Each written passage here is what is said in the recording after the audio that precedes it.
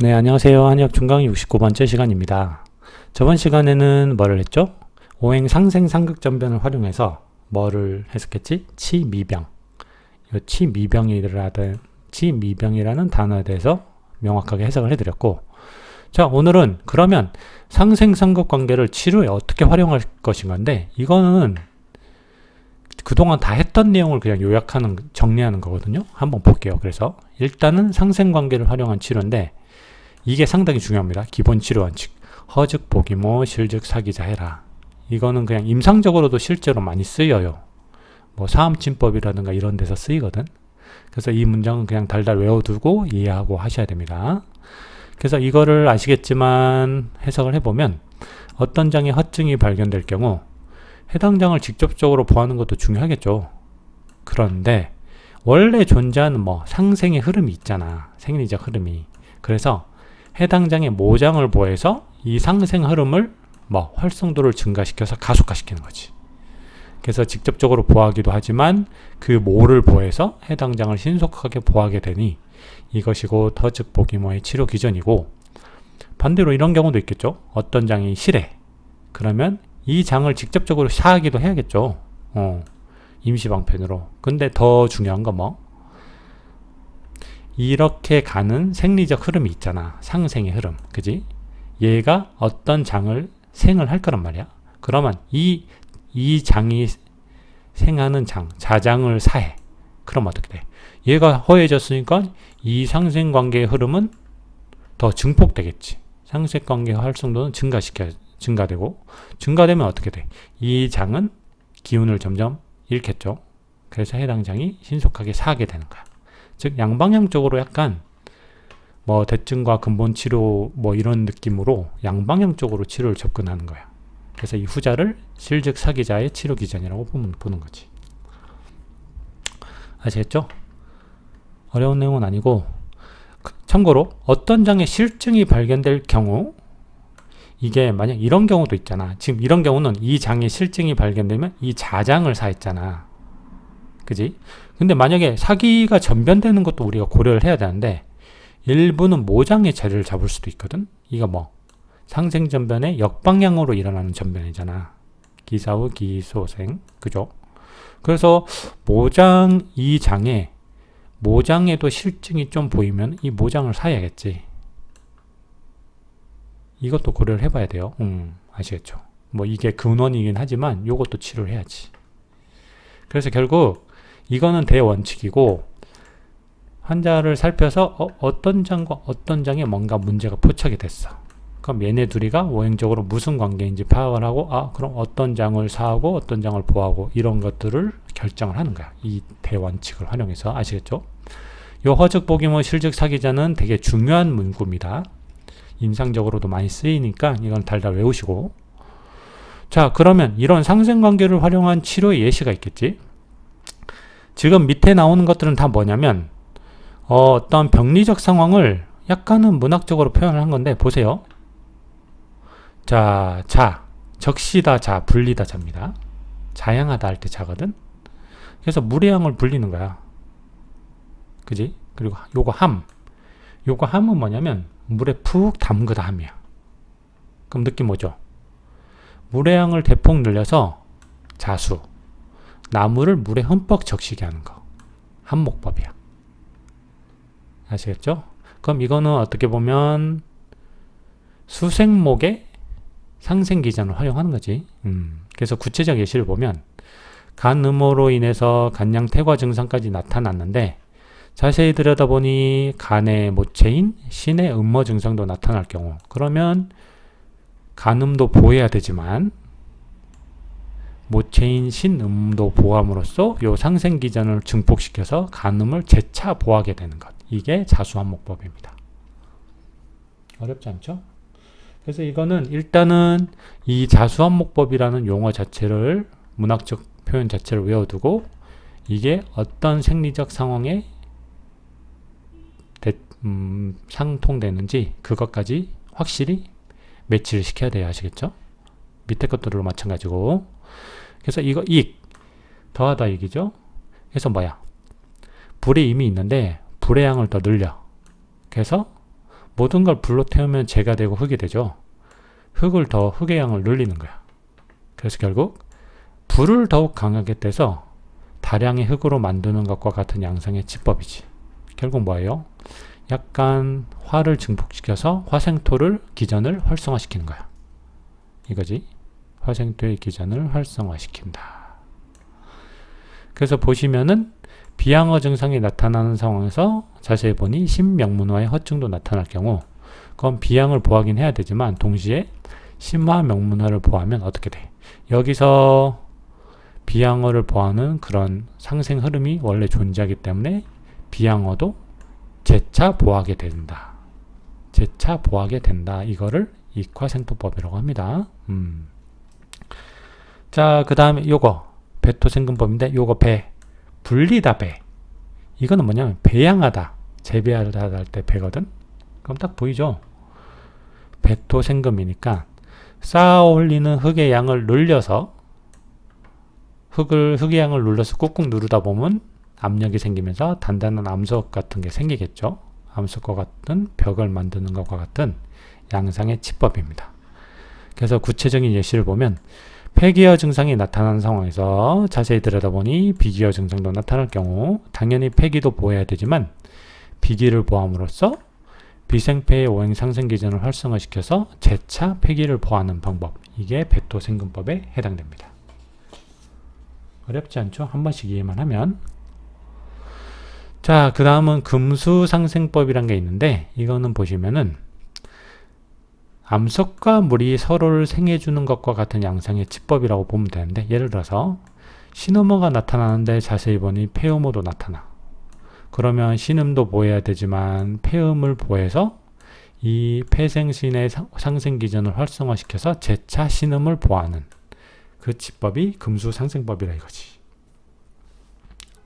아시겠죠? 그렇게 어려운 내용은 아니고, 자, 여기까지가 상생관계를 활용한 치법입니다.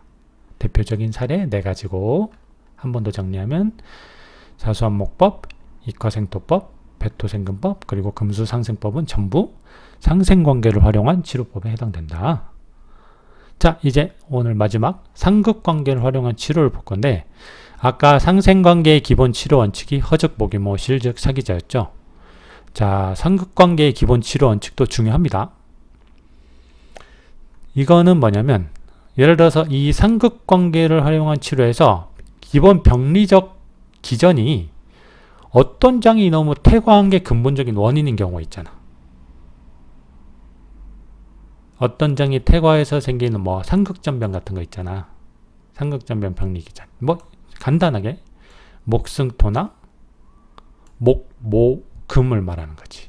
그러니까 상극전변에 순방향도 있고 역방향도 있는데 둘 다 뭐 이 주체가 너무 퇴화해서 생기는 이런 것들이 있잖아. 그지? 이런 거에서는 일단 우선적으로 뭘 위주로 해야 돼? 이게 원인이거든? 어떤 장이 퇴화한 게 원인이기 때문에 퇴화한 장을 일단 사해주는 치법이 먼저 위주로 가야 돼. 이거를 강한 거를 억누른다고 해서 억강입니다. 억강.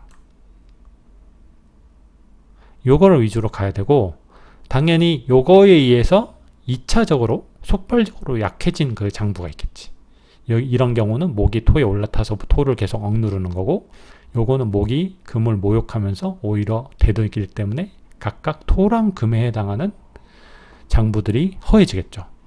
그래서 속발적으로 이런 병리적 기전이 전변됨으로써 속발적으로 불급하게 된 장은 보호해야 되지. 근데 이거는 약간 보조적으로 가야 돼. 왜? 근본 원인은 이 어떤 장이 퇴화한 게 원인이거든.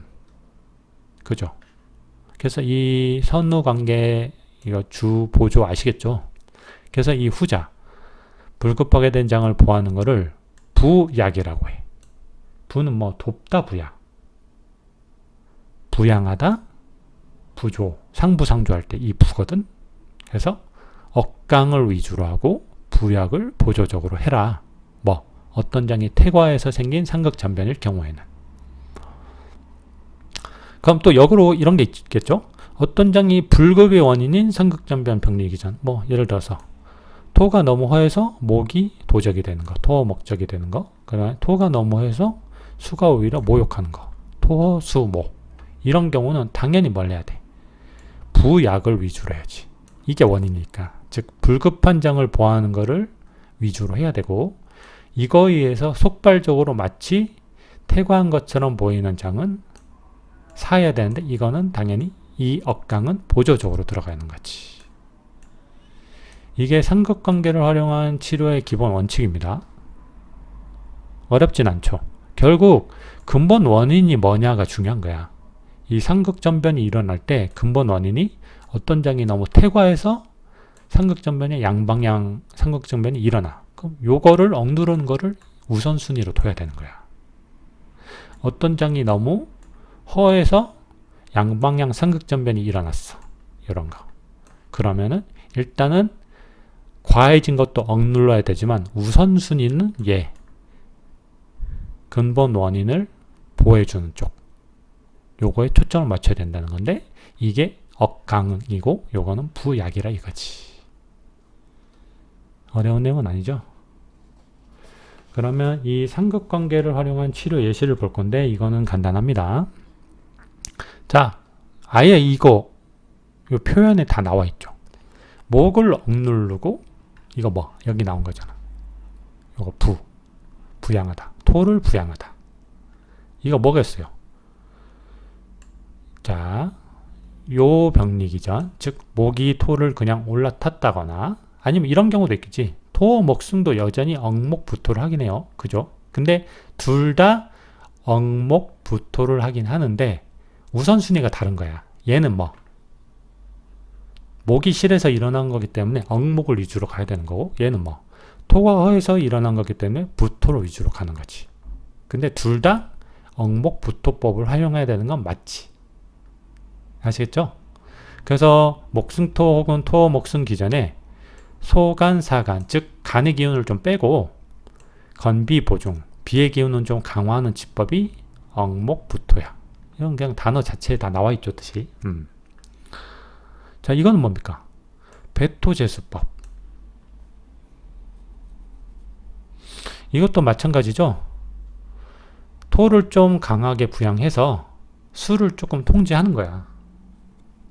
그래서 이거는 요거겠지. 수가 토를 덤벼들거나 혹은 토가 너무 해서 수가 오히려 모욕하고 덤벼드는 상황. 상극전변의 역방향 전변이죠. 이거는 위에 거는 상극전변의 순방향 전변이고. 그래서 이 병리 기전에 의해서 대해서 비기를 보하고 정체된 수습을 치료하는 거야. 물론 이것도 요 토가 허한 게 문제가 되면은 요 배토를 먼저 해야 되는 거죠.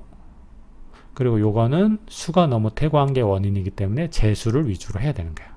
그러나 둘 다 배토 제수법에 속한다는 거는 맞지. 그죠? 자, 그 다음에 요거는 뭐냐면 좌. 도울좌야, 도울좌. 우리가 보좌할 때 좌자거든요. 그래서 좌금 평목법은 딱 또 감이 오죠. 금과 목의 관계 어떻게 해요? 금극, 목이거든. 근데 평목해야 된다는 거는 목이 너무 태과한 상태라는 거야. 그래서 금이 목을 억누르지 못하는 상태니까 뭐예요? 금.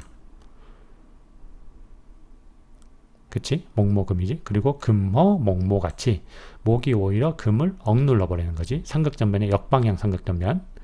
그래서 이런 경우는 간의 승발이 태과에 화로화하고 폐의 숙광은 불갑한 목화형 금의 증상. 목화가 금을 치는 증상에 금을 보하고 목을 평하게 하는 치법입니다. 자, 그 다음에 또 약간 또 느낌이 표현을 이상하게 해놓은 게 있는데, 사남보북법이라고 해서 비유적으로 해놨어요. 우리가 남쪽은 보통 화죠. 북쪽은 수고. 그래서 이거는 화랑 수의 관계야. 근데 화가 너무 과해진 거지. 그래서 수극화를 해야 되는데 오히려 화가 수에게 덤벼드는 상황이겠죠. 그래서 이거는 화모수 혹은 수호 화모 병리기전인 거지. 그래서 심화가 홀로 왕성하고 신수는 부족하여 생성된 심신불교의 증상에서 심화는 일단 사해주고 신음은 보해주는 치법인 거지. 즉 이 중에서 요게 먼저이면은 요 사심화를 위주로 해야 되고, 요게 먼저면은 보신음을 위주로 해줘야 되는 거지. 이게 사남보북법입니다. 즉 남쪽은 화를 의미하고 북쪽은 수를 의미하는 거야. 아시겠죠? 그래서 다른 말로 대놓고 사화보수법이라고도 하고, 보다 임상적인 표현으로는 자음강화법이라고 합니다. 실제로 자음강화탕이라는 처방도 있어요. 아시겠죠? 그래서 지금 오늘 한 것들은 사실상 요 기본 치료 원칙이 되게 중요하거든. 상생관계의 기본 치료 원칙, 상생관계의 기본 치료 원칙, 이거는 엄청나게 중요하고, 그 다음에 요 치료 예시에서 약간 문학적으로 표현한 애들 있잖아요.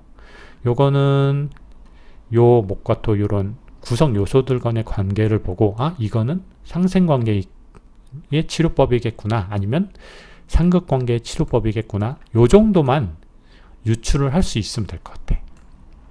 어쨌든 가장 중요한 건 치료 원칙이거든. 두 가지 다. 아시겠죠? 요 허죽보기 뭐 실즉 사기자 같은 거 있잖아. 그리고 요거 억강을 위주로 해야 되냐, 부약을 위주로 해야 되냐, 요것들. 요것만 이해하고 있으면 나머지는 그렇게 어려운 게 아닙니다. 자, 그럼 오늘 강의 여기서 마치고, 다음 시간에 드디어 오행학설의 마지막 파트가 들어가는데, 요건 되게 쉬운 내용이에요. 음양학설과 오행학설의 관계로 다음 시간 강의를 마치면서 다음 시간에 드디어 오행학설이 끝나고 온기 쪽으로 넘어가겠습니다. 아시겠죠? 오늘 강의 들어주셔서 감사합니다.